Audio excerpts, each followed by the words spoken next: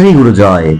উপস্থিত হয়ে গেছে আপনাদের সামনে একটি অসাধারণ লীলা কাহিনী নিয়ে। আজকে আমরা জানব সনাতনী শাস্ত্র অনুযায়ী স্বামী ও স্ত্রীর সম্পর্ক কেবল শরীর বা মনের নয়, বরং এটি একটি আধ্যাত্মিক অংশীদারিত্ব। কর্মফলের আদান প্রদান কিভাবে হয় তা বিভিন্ন পুরাণে এবং সংহিতায় স্পষ্টভাবে বর্ণিত করা রয়েছে। স্বামী পাপ করলে তার ফল কি স্ত্রীকে ভোগ করতে হয়? চলুন তাহলে জেনে নেওয়া যাক। যারা এই ধরনের অজানা লীলা কাহিনী ও অজানা তথ্য জানতে ইচ্ছুক এবং যারা এখনো পর্যন্ত শ্রী গুরু চরণেষু এই চ্যানেলটিকে সাবস্ক্রাইব করেননি, আপনারা অবশ্যই সাবস্ক্রাইব করবেন এবং একটি লাইক করে দেবেন। লাইক করলে অনেক উৎসাহ পাই। সঙ্গে যারা যারা এই ধরনের অজানা তথ্য বা অজানা লীলা কাহিনী জন্য সমৃদ্ধ হবেন, তাদের মধ্যে শেয়ার করে ছড়িয়ে দিতে বলবেন না। শুরু করছি আজকের নিবেদন। শাস্ত্রে স্ত্রীকে বলা হয়েছে সহধর্মী, অর্থাৎ ধর্মের পথে স্বামী যা কিছু অর্জন তাতে স্ত্রীর স্বয়ংক্রিয় অধিকার থাকে। পরাশর স্মৃতির মতে একজন স্ত্রী তার স্বামীর সৎকর্মের ফলের অর্ধেক অর্থাৎ 50 ভাগ কোনো বিশেষ সাধনা ছাড়াই লাভ করে থাকেন।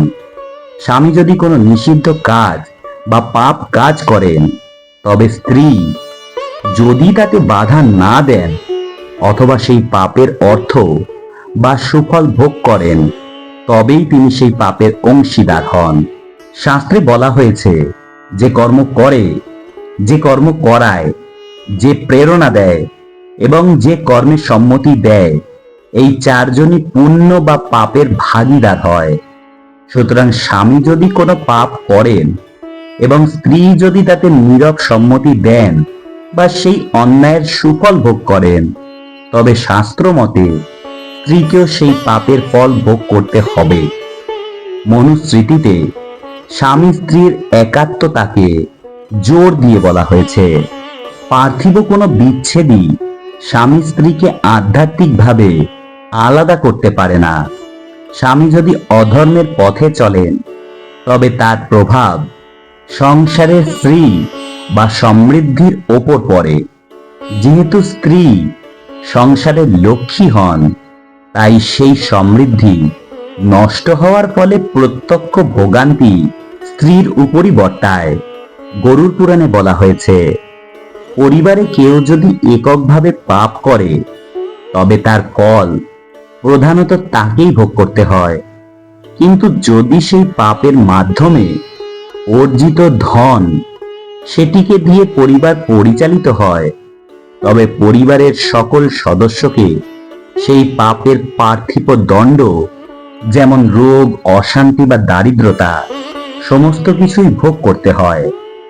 যাজ্ঞবল্ক্য সংহিতায় যাজ্ঞবল্ক্য ঋষির মতে, স্ত্রী যদি তার পতিকে অসৎ কর্ম থেকে বিরত রাখার চেষ্টা করেন এবং নিজে সেই পাপে লিপ্ত না হন, তবে পারলৌকিক বিচারে তিনি মুক্ত হয়ে যান। কিন্তু সামাজিক এবং সাংসারিক জীবনে একই নৌকার যাত্রী হওয়ার কারণে ঝড়ের ঝাপটা দুজনেরই লাগে।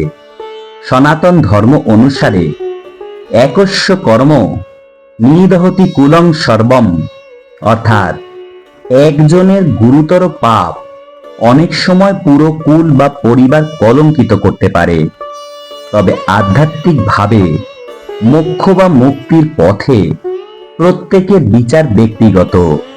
স্ত্রী যদি ধর্মপরায়ণ থাকেন, তবে স্বামীর পাপ তাকে স্পর্শ করতে পারে না। এই শিক্ষার মূল কথা হলো, স্বামী স্ত্রীর সম্পর্ক শুধু সংসার চালানোর বন্ধন নয়, এটি ধর্ম, কর্ম ও চেতনারও গভীর সম্পর্ক।